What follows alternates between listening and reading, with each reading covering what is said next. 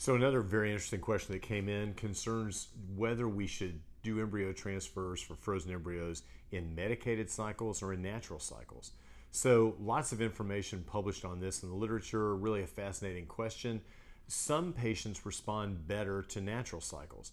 The questioner in this particular question was saying that they don't have really any other infertility factors. I don't know why they were going through IVF, but regardless, they did. And so the question is, do they need a medicated cycle? And what I would say is, hey, if you don't have any other infertility factors, and we know that things are good, we know your uterine cavity is normal, we know everything else is okay, your tubes are okay, I would consider going ahead and transferring you in a natural cycle, an unmedicated cycle. Now, the problem here is that if you look in the literature, there's all kinds of things that people do when they call them unmedicated cycles, like give medicine.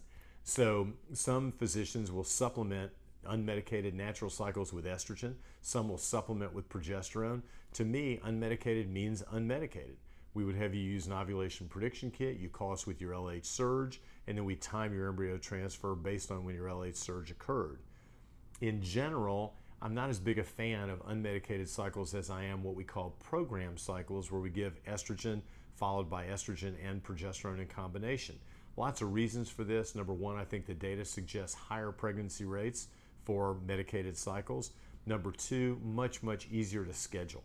And number three, there's a lot of flexibility in terms of how long you should be on estrogen before you actually start your progesterone.